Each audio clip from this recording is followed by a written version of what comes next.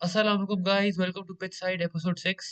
आज हम लोग वंस अगेन क्रिकेट का शो करने वाले हैं। जिस तरह मैंने आपसे कल कहा था, हमने प्रीव्यू किया था England versus New Zealand, Australia Bangladesh और इंडिया अफगानिस्तान का। आज वो मैचेस स्टार्ट हो गए हैं। इंडिया और अफगानिस्तान का मैच तो वनडे का था, ऑस्ट्रेलिया का भी टी20 का था, वो तो कंप्लीट हो गए हैं। मगर जो न्यूजीलैंड और इंग्लैंड का टेस्ट चल रहा है इस वक्त ओवल में, वो उस वक्त फर्स्ट डे उसका खत्म हुआ है। तो मैं अपने गेस्ट अमान से बात करूंगा, कराची से उन्होंने ज्वाइन किया है। तो अमान, आपने आज सारे मैचेस देखे या थोड़े थोड़े देखे? क्या आपने फॉलो किया आज?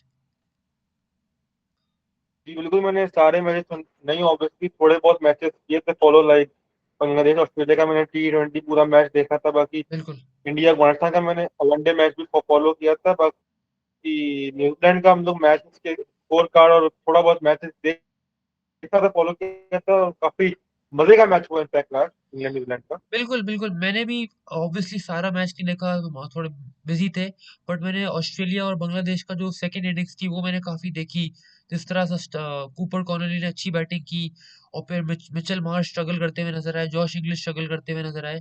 तो वो मैंने बिल्कुल देखा शुरू में। फिर उसके बाद जो इंडिया और अफ़गानिस्तान का मैच हुआ, तो मैंने उसमें शुभमन गिल की बैटिंग बड़ी एन्जॉय की शुरू में। और फिर एंड में जो जी इंग्लैंड और न्यूज़ीलैंड का हुआ है मैच, जिस तरह जोफ्रा आर्चर और ग्लेन फिलिप्स का बैटल हुआ है, तो वो भी मैंने बड़ा देखा। आगे बढ़ते हैं टॉपिक पे। सबसे पहले हमारा टॉपिक इंडिया वर्सेस अफगानिस्तान का जो सेकंड वनडे मैच हुआ है लखनऊ में। तो अमान, कल आपकी जो एक बड़ी अच्छी प्रेडिक्शन थी, वो आज सच हो गई। आपने ये कहा था कि लखनऊ की पिच बैटिंग पिच है और यहाँ पे इंडिया आके बिल्कुल डोमिनेट करेगा और बहुत रन करेगा। जी बिल्कुल, मैंने जैसे कि कल बता दिया था कि लखनऊ की पिच में आपको इतना ज्यादा पेस और बाउंस नहीं मिलेगा, जिस वजह से एक फ्लैट विकेट मांगी जाएगी। और वो वही सामने आया कि जिस तरीके से शुभमन गिल और ईशान किशन ने यहाँ पे बैटिंग की है आज, इट वाज लाइक ब्रिलियंट। उन्होंने शुभमन गिल ने कैप्टन नॉक खेलते हुए 154 की इनिंग्स के लिए और ईशान किशन ने 125 की इनिंग्स के लिए, और एट अ डिसेंट नहीं, at a very good strike rate of one और अराउंड दोनों ने बैटिंग करी। तो मेरे मुताबिक इन दोनों के ही मेन स्कोर था, जिस वजह से इंडिया 400 के टोटल तक पहुंची थी। इनके अलावा सिर्फ रोहित शर्मा का ही एक थोड़ा बहुत कैमियो टाइप नॉक थी, उसके अलावा तो और किसी ने भी इतनी खास बैटिंग नहीं करी। जी बिल्कुल। और एक वक्त पे तो बिल्कुल ऐसा भी लग रहा था कि ये जो दोनों प्लेयर्स हैं, शुभमन गिल और ईशान किशन, ये दोनों डबल सेंचुरी भी कर सकते हैं अपनी। स्पेशली शुभमन गिल का जी तो बड़ा बिल्कुल। अच्छा मौका बन गया था कि वो डबल सेंचुरी करते, अपनी करियर की सेकंड डबल सेंचुरी होती है उनकी वनडे में, बट नहीं हो सकी। हाँ, आपने बाकियों की बात की। रोहित शर्मा आज थोड़े अच्छे टच में नजर आए। उनकी वही बिल्कुल क्लासिकल जी हाँ। बैटिंग, जिस तरह स्पिन को वो इनसाइड आउट खेल रहे थे, फास्ट बॉलर्स को भी अच्छा खेल रहे थे। फिर एंड में बिल्कुल वो अनलकी हो गए। राशिद खान की मैंने कल कही थी बात कि वो यहाँ पे अच्छा करेंगे। इवन तो बाकियों ने उनकी बहुत पिटाई की है आज, लेकिन जो उन्होंने बड़ी जबरदस्त गूगली कराई रोहित शर्मा को बोल्ड करने की, वो one of the best balls of the match थी। तो रोहित शर्मा 48-40 उन्होंने रन किए, बड़ा कर सकते थे लेकिन नहीं कर सके।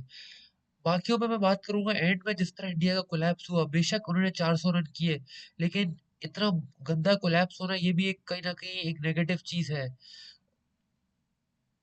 जी बिल्कुल सही कह रहे हैं। मतलब जिस टाइम पे आई गेस ईशान किशन पहले आउट हुए थे, जो आपके नहीं नहीं अशुभमन, हाँ ईशान किशन पहले आउट हुए थे, उसके बाद बिल्कुल, अशुभमन गिल आउट हुए थे। लाइक 360 पे इंडिया के 4 आउट थे बिल्कुल। जब जिस टाइम पे शुभमन गिल आउट हुए। उसके बाद उनका एकदम से एक कोलैप्स लग गया। KL राहुल डक पे आउट हो गए। उसके बाद श्रेयस अय्यर भी 26 रन बना के आउट हो गए, क्योंकि श्रेयस अय्यर को वनडे की साइड में वापस लाया गया है, इसी के लिए उनकी IPL काफी अच्छी गई थी।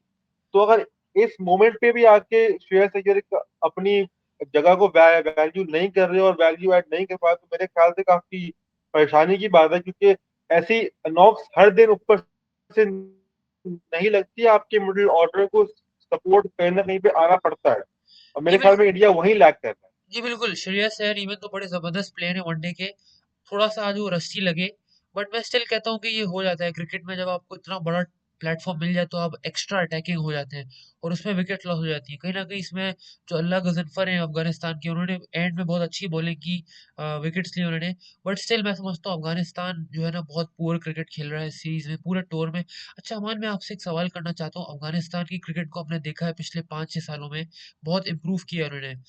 जब वो पाकिस्तान के अगेंस्ट खेलते हैं बहुत हार्ड आते हैं, बहुत अच्छा compete करते हैं। इवन हमने देखा है जिस तरह वो ऑस्ट्रेलिया को अब खेलते हैं, इंग्लैंड को भी हरा देते हैं वो चैंपियंस ट्रॉफी में, वनडे वर्ल्ड कप में। लेकिन जब भी हमने देखा है कि वो इंडिया के अगेंस्ट आते हैं, तो वो एक अपनी एक स्पार्क जो होता है ना, वो बिल्कुल नहीं है उनकी क्रिकेट में। सिर्फ मुझे 2 मैचेस याद आते हैं जहाँ पे अफगानिस्तान ने अच्छा compete किया, एक 2018 में और एक 2024 के अंदर T20 में वो सब सुपर ओवर हो गया था। उसके अलावा मैंने हमेशा अफगानिस्तान को जो है ना इंडिया के सामने बिल्कुल लेटते हुए देखा है। बिल्कुल आप सही कह रहे हैं। इन 2 मैचेस के अलावा मुझे एक और मैच याद आ रहा है जो कि 2019 का ओडीआई वर्ल्ड कप था हमारा जी, इंग्लैंड जी, में, बिल्कुल, उसमें भी वो भूल गया इंडिया मैं पाकिस्तान बिल्कुल। का मैच काफी क्लोज पहुंच गया था। बिल्कुल, उसमें मोहम्मद शमी ने हैट्रिक ली थी और मैच जिता दिया था। बट हाँ वो भी हाँ, आप हैट्रिक सही भी कह ली रहे हैं थी। कि वो भी एक ऐसा मैच था अफ़गानिस्तान का। बट मुझे लगता है अफ़गानिस्तान जो है ना एक बहुत ही एक मेंटल प्रेशर में आ जाता है जब वो इंडिया के अगेंस्ट खेलता है। और आपको पता ही ऑफ द फील्ड जो एक्टिविटीज़ चल रही हैं इन दोनों मुल्क के, तो वो भी कहीं न कहीं फैक्टर है जी कि वो बिल्कुल। इतनी, जी, इतनी ज़्यादा दोस्ती हो गई है हाँ, कि वो बिल्कुल बिल्कुल ही जो बहुत है ज्यादा ना मुश्किल हो गया। खत्म, फील्ड पे बिल्कुल वो घर वाला मामला हो गया उनका। तो ये चीज़ भी है इसके मैं अंदर। आपकी बात से बिल्कुल एग्री करूंगा। हाँ, जी, जी, बिल्कुल। तो जिस ये तरह अफगानिस्तान जितना हार्ड पाकिस्तान के अगेंस्ट आता है, मतलब मैं कह रहा हूँ उसका 10% भी वो इंडिया के सामने on the field of the field नहीं दिखता है। जो एग्रेशन, जो स्पार्क उनमें दिखता है प्लेइंग अगेंस्ट पाकिस्तान, वो इंडिया के आगे बिल्कुल ढीले पड़े, वो तो लेट जाते हैं कि हमसे तो खेलना नहीं आता हमको। बिल्कुल। अब नेक्स्ट टॉपिक पे बढ़ने से पहले मैं एक ईशान किशन की थोड़ी बात करना चाहूँगा, जिस तरह की वो फ़ॉर्म में हम्म, हैं। और मैं इसमें थोड़ा-सा अपना एक एनालिसिस करना चाहूँगा कि ईशान किशन जो इंडिया के लिए आई थिंक काफ़ी टाइम हो गया उनको खेलते हुए, आई थिंक 2020-21 में शायद आए थे और खेले और फिर ड्रॉप जी हुए। हाँ। जिस तरह उनको फिर ड्रॉप किया गया 2024 के अंदर, तो फिर आप देखिए उनका एटीट्यूड कि वो सब कुछ अपना क्रिटिसिज़्म साइड पे किया, मीडिया पे बातें नहीं की, डोमेस्टिक पे वापस गए। डोमेस्टिक में T20 खेला, वनडे खेला, फोरडे खेला, तीनों फॉर्मेट में रगड़ा लगाया और रन्स किए और फिर वापस आए डायरेक्ट वर्ल्ड कप के अंदर। वहाँ पे आपके सामने आप देखा कि क्या परफॉर्म किया। आईपीएल में जिस तरह वो नज़र आए और अब वो उस फॉर्म को वनडे फॉर्मेट में कैरी कर रहे हैं। तो ये शो करता है कि एक जो मैच्योर प्लेयर होता है, वो किस तरह अपने आप को प्रूव करता है। इवन तो ईशान किशन की जो रेपुटेशन है वो ऐसी है कि थोड़े से वो इमेच्योर कैरेक्टर लगते हैं, बट उनकी जो क्रिकेट है और उनका जो एक डेडिकेशन है टुवर्ड्स डोमेस्टिक क्रिकेट, वो उसको यहाँ पे हमें बिल्कुल क्रेडिट देना ज़रूरी है। एग्जैक्टली, आपकी बात से बिल्कुल एग्री करूंगा। जिस तरीके से ईशान किशन ने ड्रॉप होने के बाद डोमेस्टिक में जाके सैयद मुश्ताक अली ट्रॉफी के बिल्कुल, हाईएस्ट रन स्कोरर बने, झारखंड को अपनी अपनी टीम को पूरा टूर्नामेंट जितवाया, फिर आईपीएल बैक किया, उस फॉर्म को कंटिन्यू रखा, फिर डायरेक्ट वर्ल्ड कप टीम में आए। तो इसके हिसाब से मेरे ख्याल में ईशान किशन डिजर्व करते थे कि वो वनडे स्क्वाड में भी अपनी जगह बनाया। और जिस तरीके से उन्होंने, क्योंकि मेरा मानना है कि ईशान किशन ने विराट कोहली को रिप्लेस किया था। तो बिल्कुल। इतने बड़े बैट्समैन को रिप्लेस करने का आपके ऊपर ऑलरेडी एक साइकोलॉजिकल इम्पैक्ट होता है कि मैं विराट कोहली को रिप्लेस करके स्क्वाड में आया हूँ। तो उसका भी एक इम्पैक्ट था। उसके बावजूद भी इतनी मार्वलस नॉक खेलना, इतना तेज नॉक खेलना मेरे अकॉर्डिंग काफी अच्छा है। और ईशान किशन आगे भी आगे इस फॉर्म को कंटिन्यू रखेंगे। जी, बिल्कुल आप सही कह रहे हैं। ईशान किशन का यहाँ पे बड़ा क्रेडिट बनता है और हमें कहीं न कहीं पाकिस्तान फैन होते हुए ये सोचना चाहिए कि जो हमारे प्लेयर्स हैं, उनको यहाँ से कुछ सीखना चाहिए कि इंडिया का इतना बड़ा प्लेयर जिसके पास इतनी पैसे हैं, इतना फ़ेम है, वो भी अगर इस स्ट्रगल को कर रहा है, तो हमारे प्लेयर्स वो इस चीज़ के लिए क्यों नहीं जाते, वो डोमेस्टिक से क्यों इतना भागते हैं? ये हमारे प्लेयर्स को भी जवाब देना चाहिए इसका। बिल्कुल आप सही कह रहे हैं। हमारे वालों को तो ऐसा लगता है डोमेस्टिक खेलना एक गुनाह है, गाली है, जुर्म है, लानत है। बिल्कुल। हालांकि डोमेस्टिक ही वो है जो आपको एक असल प्लेयर बनाती है मेरे मुताबिक। Definitely, definitely. अच्छा, आगे बढ़ेंगे। अब हमारा नेक्स्ट टॉपिक जो है, जो सुबह में जो पहला मैच हुआ आज दोपहर के 12-1 बजे, Australia versus Bangladesh first T20। हमने कल इस पे बात की थी और अमान आपका बड़ा अच्छा पॉइंट था कि ऑस्ट्रेलिया जो है इस T20 सीरीज़ में बहुत बेहतर खेलेगी कंपेयर टू वनडे सीरीज़, क्योंकि आपने इसमें कहा कि मिचेल मार्श वापस आ बिल्कुल। रहे हैं, टिम डेविड आ रहे हैं, तो उनके जो थोड़े स्पेशलिस्ट हैं वो आए, लेकिन स्टिल जो मैच विनर्स थे यहाँ पे, वो कूपर कॉनली ही थे जिन्होंने पिछले वनडे में बड़ी ज़बरदस्त नॉक खेली और इस दफ़ा एडम ज़ैम्पा, जो थोड़ा-सा मुझे लगता है कि पाकिस्तान सीरीज़ में भी वो थोड़े ऑफ कलर थे, बांग्लादेश के अगेंस्ट भी, लेकिन आज उन्होंने अपना बेस्ट शॉट दिया है और बहुत ज़बरदस्त बॉलिंग की है।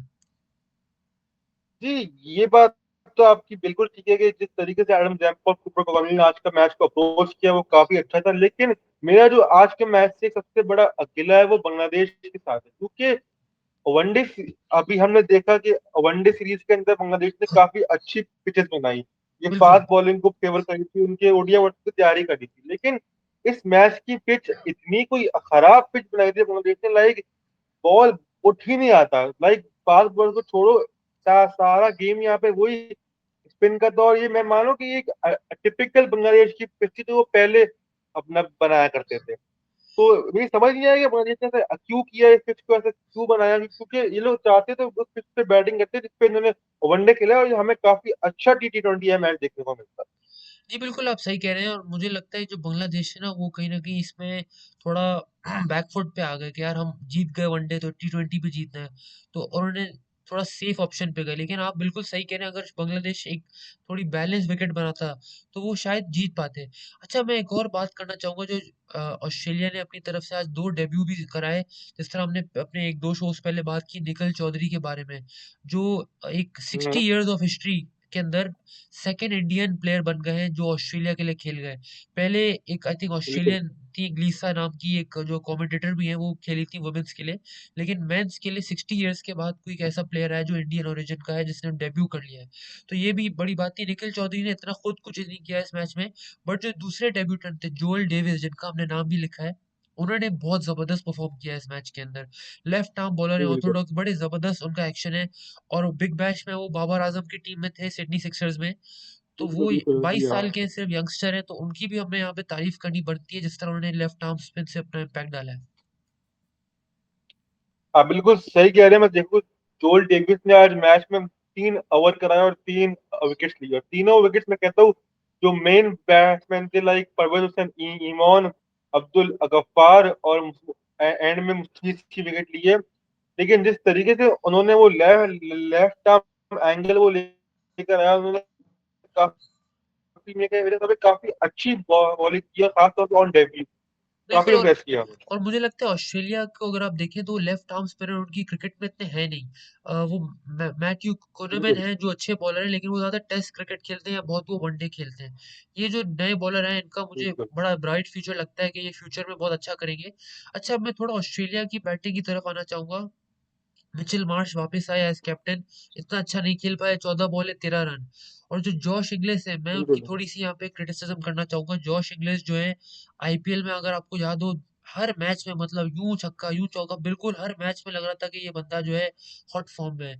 लेकिन इस सीरीज में वो थोड़े ऑफ कलर दिख रहे हैं और बहुत ही आज भी मैंने उनका डिसमिसल देखा कि वो आई थिंक शरीफुल इस्लाम के अगेंस्ट या मुस्तफी की लेफ्ट आर्म के अगेंस्ट बोल्ड वो हो गए बिल्कुल। रिवर्स मारने की कोशिश की और आउट हो गए। तो ये ऐसे बिल्कुल शॉट्स मारना आई थिंक बेशक उनकी स्ट्रेंथ है, लेकिन कहीं ना कहीं आपको सिचुएशन देख के खेलना होता है। बिल्कुल आप सही कह रहे हैं, क्योंकि जॉश इंग्लिश से अब आप एक्सपेक्ट करते हो कि वो एक काफी सीनियर प्लेयर है इस टीम के, तो बिल्कुल। उनकी तरफ से आपको एक स्टैंड लेना और टीम को संभालना, क्योंकि उनकी अब रिस्पॉन्सिबिलिटी है कि वो उस टीम को कैरी करे, और ऊपर से जब वो ओपन करते हुए उनका इस तरीके का रैश शॉट खेलना, वो भी पहले और दूसरे ओवर के अंदर ही, ये बात समझ में नहीं आती कि इन्होंने ऐसा क्यों खेला। बिल्कुल आप सही कह रहे हैं। और बांग्लादेश की भी जहाँ बात है, आई थिंक बांग्लादेश अच्छा कर रही है, बट उनको भी कहीं ना कहीं जो है ना मेरिट पे लोगों को लेना ही पड़ेगा। इवन तो वो कर रहे हैं बेहतर, हम्म। लेकिन जिस तरह के आप देखें शौमा सरकार टाइप प्लेयर, मतलब मैं उनको एक इतने अरसे से देख रहा हूँ बांग्लादेश की टीम में, 2014-15 से ये खेल रहे हैं। और बहुत एवरेज प्लेयर है, ये बिलो एवरेज प्लेयर है। पता नहीं क्या इनकी ऐसी सेटिंग है वहां पे लोकल्स के साथ कि ये टीम में अभी भी चुपके में, कभी ये ए टीम में खेल रहे होते हैं, कभी ये किसी बी टीम पे होते हैं और ये अब सीनियर टीम में भी है। तो बांग्लादेश में भी मुझे लगता है कहीं ना कहीं ये जो स- पर्ची कल्चर है एग्जिस्ट करता है, और उनको अगर बेहतर होना है तो उनको बिल्कुल इस चीज को साइड पे करना पड़ेगा। बिल्कुल। बिल्कुल बिल्कुल। बिल्कुल और आगे। बात जी। की जाए आज, हाँ, ऑस्ट्रेलिया की मेन बैटिंग कॉन्वी ने जिस तरीके से बैटिंग करी, like he was batting completely different, like वो बिल्कुल। पिच को देख ही नहीं रहे थे, उन्होंने जिस तरीके से नहीं, और 170 आपको प्लस की टारगेट से बैटिंग जी, करी है। आपको अगर याद हो उन्होंने एक छक्का मारा था, बिल्कुल एक शॉर्ट बॉल थी और यूं करके उन्होंने सीधा पुल मारा था लॉन्ग ऑन के ऊपर से छक्का। तो वो शॉट देख के मैं हैरान हो गया था कि एक ऐसी स्लो पिच पे एक बैट्समैन ऐसा शॉट कैसे खेल सकता है। तो ये आपको शो करता है कि कूपर बिल्कुल कॉर्नली कितने गिफ्टेड प्लेयर है। बिल्कुल बिल्कुल। बिल्कुल। आगे बढ़ेंगे। आज जो टेस्ट मैच स्टार्ट हुआ है, ओवल ये में। मेन। ये एक बड़ा ज़बरदस्त मैच हुआ है क्योंकि इससे इसकी हाइप भी बहुत है क्योंकि आपको पता है सबको, England is without their captain Ben Stokes and Joe Root is back as captain after 4 years. तो ये भी इंटरेस्टिंग बात की न्यूज़ीलैंड की, हमने जिस तरह कल भी शो में बात की कि विलियमसन चले गए, रिटायर हो गए और हेनरी निकल्स ने उनको रिप्लेस किया है। मैं पर्सनली एक्सपेक्ट कर रहा था विल यंग खेलेंगे ये टेस्ट क्योंकि उनको यूके बुलाया गया था एज़ अ विलियमसन की रिप्लेसमेंट। क्योंकि जब न्यूज़ीलैंड इंडिया गया था कोई 1.5 साल पहले, तो विलियमसन वहाँ इंजर्ड थे और उनकी जगह विल यंग खेले थे और बड़ा अच्छा किया था। तो मैं समझता था कि विल यंग यहाँ होंगे, बट वो नहीं थे। तो हमारे आपके क्या थॉट्स हैं इसके ऊपर? जी यस, आप सही कह रहे हैं कि मेरे मुताबिक विल यंग का होना ना होना इतना फर्क नहीं डालता, क्योंकि विल यंग की जगह यहाँ पे आज आई गेस डेविन कॉनवे को ओपन कराया जा रहा है। अगर आप साइड बाय साइड दोनों प्लेयर्स को रखे तो विल यंग और डेविन कॉनवे, हालांकि डेविन कॉनवे ने आज बैटिंग को अच्छी नहीं किया, 9 या 10 रन ही किए थे डेविन बिल्कुल, कॉनवे ने। तो अगर तो विल यंग के ऊपर डेविन कॉनवे को अखिलाया जा रहा है, तो ये बात डेविन कॉनवे को समझनी होगी कि he need to score big now, क्योंकि अब बिल्कुल आई टाइम थिंक आ गया कि वो काफी सीनियर प्लेयर है इस टीम बिल्कुल, में। डेविन कॉनवे आई को आई थिंक एक उन पे एक बड़ी सेंचुरी ड्यू है मुझे लगता है, क्योंकि जिस तरह न्यूजीलैंड को कैरी कर रहा है। और अगर आपने देखा हो कि न्यूजीलैंड ने भी अपने सेंट्रल कॉन्ट्रैक्ट्स अनाउंस किए थे, जिसमें पिछली दफा डेविन कॉनवे नहीं थे सेंट्रल कॉन्ट्रैक्ट में, लेकिन इस दफा वो अपने आप को इंक्लूड किया। तो इसका मतलब ये है कि डेविन कॉनवे खेलना चाहते हैं न्यूजीलैंड के लिए और अच्छा करना चाहते हैं, तो उनको इस पूरे ट्रस्ट को पे बैक करना है। एक और मैं बात करूंगा, आपने लास्ट शो में बात की हेनरी निकल्स की, तो हेनरी निकल्स आए इस दफा मैच में विलियमसन की रिप्ले अच्छा खेल रहे थे, बड़ा लग रहे थे अच्छे फॉर्म में, बट वंस अगेन जो आई थिंक डेब्यूटेंट थे सॉनी बेकर, उन्होंने उनको अच्छी लेंथ बॉल की, उस पे वो ड्रैग ऑन करके बोल्ड हो गए। हाँ, तो हेनरी निकलकर जैसे बोल रहे कि वो केन विलियमसन की रिप्लेसमेंट में आए थे, और जिस तरीके से आज उन्होंने बैटिंग करी है, 24-25 कुछ और रन किए थे, लेकिन उतनी वैल्यू ऐड नहीं कर सके, और आई थिंक जॉस टर्न के आगे वो काफी खतरनाक बोल्ड हुए थे, तो जस्ट आफ्टर बैक लंच। तो मेरे अकॉर्डिंग हेनरी निकल्स की भी अब काफी इंपॉर्टेंट रिस्पॉन्सिबिलिटी बनती है कि वो भी अब बड़ा स्कोर करे, क्योंकि उनको जिनकी रिप्लेसमेंट में लेके आया गया वो काफी बड़े नाम थे, क्योंकि केन विलियमसन की रिप्लेसमेंट में आना एक प्लेयर के ऊपर वैसे ही साइकोलॉजिकल इम्पैक्ट पड़ जाता है कि मैं इतने बड़े प्लेयर को रिप्लेस कर रहा हूँ। तो मेरे अकॉर्डिंग हेनरी निकल्स को सेकंड इनिंग में चाहिए कि वो एटलीस्ट कहीं ना कहीं 50 रन तो करे। जी बिल्कुल, आप सही कह रहे हैं, लेकिन मुझे लगता है हेनरी निकल्स एक पुराने प्लेयर है, 2015-16 से खेल रहे हैं, तो उनपे ये एक्सक्यूज बनता नहीं है कि वो किसी बड़े प्लेयर की जगह आ रहे हैं, क्योंकि वो खुद भी बहुत ज्यादा केन विलियमसन के साथ खेल चुके हैं। तो आप उनसे एक्सपेक्ट करते हैं कि एग्जैक्टली। वो बेहतर करेंगे।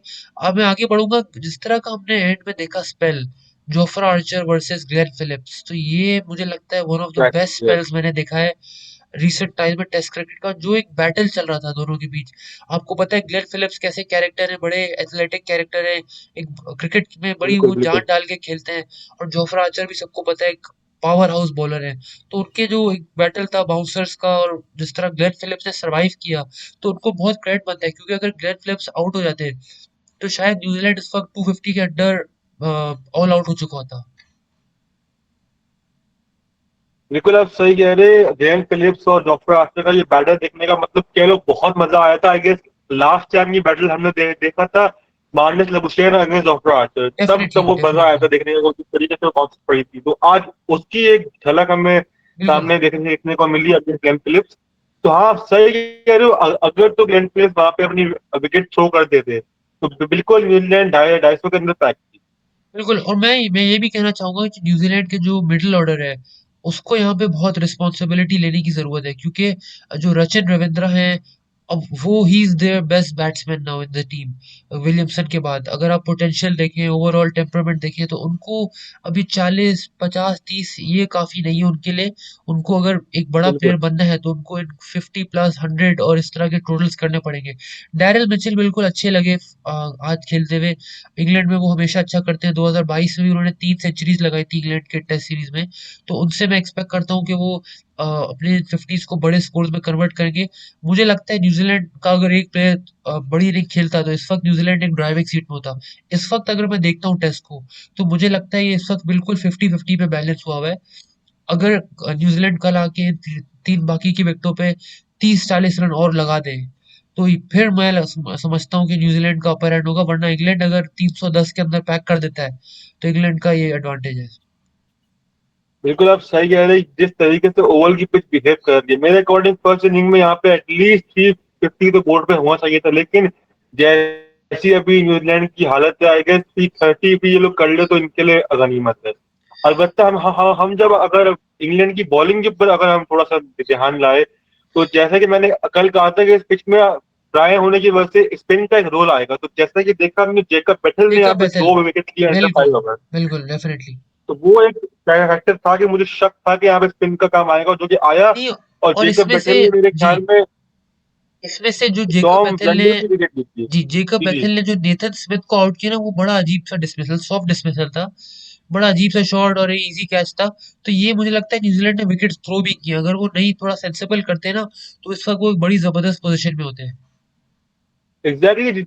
नेथन स्मिथ ने जिस तरह एक फुल टॉस के ऊपर एक सिंपल सा कैच थमा दिया, जो जॉर्डन कॉक्स, को इस बात से साबित होता है कि न्यूजीलैंड ने कहीं ना कहीं अपनी अपनी विकेट थ्रो करी है, क्योंकि डैरेल मिचेल और टॉम लैंडल वो जिस तरीके से बैटिंग कर रहे थे, देवर लाइक वो उन्होंने पिच पे टाइम गुजार लिया था, वो एक तरीके से सेट हो गए थे। उसके बाद एकदम से उनका अपनी विकेट थ्रो कर देना, लाइक डैरेल मिचेल भी काफी ऑफ तरीके से अपना शॉट खेलते हुए मिड ऑफ के ऊपर आउट हो गए। लैंडल भी अपना बैटल के सामने मिड विकेट पे शॉट मारते हुए आउट हो गए। तो इनको अपनी विकेट की वैल्यू करनी होगी, क्योंकि न्यूजीलैंड का मिडिल ऑर्डर ऑलरेडी काफी स्ट्रगल कर रहा है।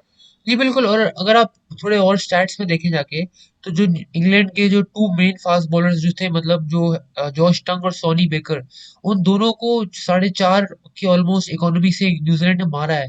तो इसका ये मतलब है कि बिल्कुल वो उनके मेन बॉलर्स के अगेंस्ट अच्छा किया है उन्होंने बहुत। इवन जोफ्रा आर्चर को 3 की इकोनॉमी से खेला, जो एक डिसेंट इकोनॉमी होती है। असल जो प्रॉब्लम आई है वो जेकब बेथेल को विकेट दे गए, तो ये थोड़ी अजीब उन्होंने किया है। कल देखते हैं क्या होता है। कल मुझे लगता है कि सेकंड डे थोड़ा सा बैटिंग की तरफ इजी हो जाता है, तो देखना पड़ेगा इंग्लैंड कैसा करता है। इंग्लैंड के बैटर्स भी इस वक्त आपको पता है इतने ज्यादा फॉर्म में नहीं है। जिस तरह जो बेन डकेट है वो थोड़े शेकी फॉर्म में है। जेकब बेथेल अच्छे फॉर्म में, बट 4 डे क्रिकेट इतनी खेली नहीं उन्होंने। जो रूट पे है, वन सेकेंड, जो रूट जो है वो इंग्लैंड के एक वन मैन आर्मी होते हैं। अब तो वो कैप्टन भी हैं, तो देखना पड़ेगा वो कैसा करते हैं। अच्छा, आगे बढ़ेंगे टॉपिक पे वीडियो के, क्योंकि और भी चल रहा है क्रिकेट में आज। जिस तरह वुमेन्स वर्ल्ड कप अगर अमान आप इतना फॉलो कर रहे हैं, तो उसमें जो आज की सबसे बड़ी खबर है, बेशक आज मैचेस भी हुए हैं इंडिया वुमेन और नेदरलैंड वुमेन का, जो इंडिया ने बिल्कुल इजीली जीत लिया। लेकिन जो सबसे बड़ी खबर है आज की वो ये है कि जो इंग्लैंड की जो विमेन्स टीम की कैप्टन है नैट सेवर ब्रंट, वो रूल आउट हो गई है 2 मैचेस के लिए। अब ये देखना है कि क्या ये 2 मैचेस ही है, क्योंकि ऑफिशियली तो 2 मैचेस है, बट लेकिन आपको पता है कुछ भी हो सकता है, मेडिकल टीम चीजें छुपाती है, तो शायद उनका ये टूर्नामेंट भी एंड हो सकता है यहाँ पे। जी बिल्कुल आप सही कह रहे हैं। खैर मैं तो इतना वुमेन्स वर्ल्ड कप को फॉलो नहीं कर पा रहा, खाली पाकिस्तान के थोड़े बहुत मैचेस देख लेता हूँ। तो जैसे आज आप सही बोल रहे हैं, जितनी खतरनाक इंजरी इनको हुई, आई गेस टूर्नामेंट से ही बाहर हो जाएगी अब। बिल्कुल, और मुझे लगता है ये टूर्नामेंट के लिए भी बुरा है, क्योंकि जो लोग वुमेन्स क्रिकेट को फॉलो करते हैं उनको ये पता होगा कि जो नैट सेवर ब्रंट है, she is one of the best players in the world in white ball cricket specially. जिस तरह, और मुझे लगता है कि अगर कोई प्लेयर है वुमेन्स क्रिकेट में जो मेंस क्रिकेट की जो एक एबिलिटी है बैटिंग की, जो शॉट मेकिंग है, इनोवेशन है, जो हम देखते हैं जॉस बटलर को करते हुए, एबी डिविलियर्स को करते हुए, वो वुमेन्स क्रिकेट में बहुत कम प्लेयर हैं जिनमें वो एबिलिटी मुझे थोड़ी नजर आती है। उसमें से नैट सेवर ब्रंट वो एक खिलाड़ी है जो पावर भी है इनके पास, इनोवेशन भी है। तो इनका टूर्नामेंट से अभी थोड़ा रूल आउट होना एक बड़ा एक झटका है टूर्नामेंट के लिए। आगे भी मैं बात करना चाहूंगा कि जो विमेन्स का आज पाकिस्तान का अभी मैच चल रहा है, तो अमान आप मुझे वीडियो स्टार्ट होने से पहले बता रहे थे इस मैच के बारे में कि जिस तरह हमारी विमेन टीम वहां पे स्ट्रगल कर रही है। लेकिन अभी मैं जब स्कोर देख रहा बिल्कुल हूँ तो बिल्कुल कहीं, बिल्कुल। जी अभी बिल्कुल मैं स्कोर देख रहा हूँ तो 126 में 9, तो ये कहीं ना कहीं एक रिकवरी की है इन्होंने बिल्कुल यहाँ पे। देखिए वो मैं आपकी बात सही है, रिकवरी गई है, लेकिन मैं अब मेरा स्कोर मेरे सामने हमने खुला। फातिमा सना की एक बिल्कुल 50 लग गई, जिस वजह से पाकिस्तान में थोड़े बहुत डिसेंट की तरफ पहुंची है। लेकिन फिर भी अगर हम देखा जाए तो पाकिस्तान की वुमेन्स टीम एक काफी नॉन सीरियस एटीट्यूड से मेरे ख्याल में बैटिंग कर रही है। वो अपनी विकेट को लाइक वैल्यू नहीं कर रहे। इनको अब तो ये भी नहीं कह सकते कि अभी यंग है फलाना ढिमकाना, काफी टाइम से ये यही प्लेयर्स कुछ खेलते आ रहे वर्ल्ड कप के अंदर, और स्टिल इनका मतलब इतना खराब तरीके से बैटिंग करना। लाइक मुनीबा अली आज भी डक पे आउट हो गई हमारे, आई थिंक कोई 2 पे 3 आउट थे, लाइक फुटबॉल मैच बिल्कुल, लग रहा था इस तरह हो रहा है। बिल्कुल, यहाँ बाद पे में हमने फीफा फीफा का 29 वर्ल्ड कप इन्होंने यहाँ शुरू कर दिया था। मैं एक बात करना चाहूँगा, अगर आप पाकिस्तान वुमेन को क्रिकेट को फॉलो करें, तो जब भी कोई अच्छी खबर आती है, तो वो आती यही है कि फातिमा सना ने कुछ कर दिया है अच्छा, जिसकी वजह से हेडलाइन लग गई है। Exactly exact. इवन मैं अभी हाँ हाँ रिसेंटली हाँ। देखूँ तो फातिमा सना ने होम सीरीज में जिम्बाब्वे के अगेंस्ट कोई आई थिंक 17 बॉलों पे 50 किया, फास्टेस्ट एवर T20 50 इन नहीं वुमेन्स क्रिकेट। हाँ जी, और पाकिस्तान अभी जीती थी उन्होंने। कुछ टाइम पहले वो साउथ अफ्रीका गई थी खेलने, वहां पे उन्होंने कोई 90 रन कर दिए थे। तो जब भी 90 कुछ किए थे अच्छा साथ हो था। रहा है हमारी क्रिकेट में विमेंस की, तो वो फातिमा सना ही है, और आज भी उन्होंने ही यहाँ पे 55 रन किए, 38 बॉल, 6 चौके, 2 छक्के। मतलब ये हमारे मर्द भी आजकल इस तरह की क्रिकेट नहीं खेल पा रहे हैं जो वो खेल रही हैं। तो सारी क्रेडिट मुझे लगता है उनको जाता है, वो एक यंग प्लेयर है और एक फेस ऑफ वुमेन्स क्रिकेट है पाकिस्तान के अंदर। बाकियों पे अगर आप आए तो वंस अगेन आपने जिस तरह नाम लिए, मुनीबा अली हो गई, ये आलिया रियाज का मैं नाम लेना चाहूंगा। एक आपको पता है उनकी एक सेटिंग भी है कहीं ना कहीं। तो ये प्लेयर्स बिल्कुल मैंने आज तक इनको नहीं देखा कि उन्होंने किसी बड़े मैच में परफॉर्म किया है। बिल्कुल सही कह रहे हैं आप। लाइक ये प्लेयर्स को काफी टाइम हो गया कि ये लोग किसी बड़े मैच में परफॉर्म करें। लाइक अभी आप देखिए, आज के आपके प्लेयर्स में 4 तो रन आउट्स हुए हैं। बिल्कुल, मतलब बिल्कुल, इतना नॉन सीरियस एटीट्यूड, लाइक कोई गेम अवेयरनेस नहीं है, और लाइक कोई बैटिंग करने आए तो उनको अपनी विकेट की वैल्यू क्या, वो तो उनको गेम की सिचुएशन ही समझ नहीं आती। जहां मारना होगा वहां रोकेंगे, अगर रोकना होगा वहां मारेंगे। बिल्कुल ही उलट पुलट इनकी प्लेइंग है। मेरे समझ में बिल्कुल, एक और बात नहीं आ रही कि ईमान फातिमा जो कि आपके प्लेइंग 11 में है, काफी अच्छा उनका T20 स्ट्राइक रेट है। उनके होते हुए आप आलिया रियाज को कंटिन्यूसली नंबर 7 पे दे रहे मौके, तो ये बात भी मेरी बिल्कुल समझ से बाहर है। बिल्कुल आप सही कह रहे हैं। और अभी कुछ टाइम पहले मुझे याद है विमेंस क्रिकेट में ये हुआ था कि आलिया रियाज और जो निदा राशिद डार, जो आपकी एक और बहुत पुरानी प्लेयर है, उन दोनों को बाहर निकाल दिया बिल्कुल। गया था। लेकिन निदा राशिद डार का करियर तो वहीं पे दफना दिया गया। आज के उसके बाद वो कभी नहीं खेल पाई। लेकिन आलिया नहीं रियाज आया। जो है, आई थिंक वो उनकी आपको पता होगी सेटिंग के बारे में, वो उस चीज पे वापस आ गई है टीम में। तो ये चीज आई थिंक सही नहीं है। अगर आप किसी को निकाला था तो आप दोनों को ही निकालते, आपने एक को पूरा निकाल दिया और दूसरे को आपने वापस लिया। तो ये ज्यादती होती है क्रिकेट में, आपको पता है हर लेवल पे हो रहा है। वुमेन्स क्रिकेट हो जाए, मेंस हो जाए, अंडर 19 हो जाए।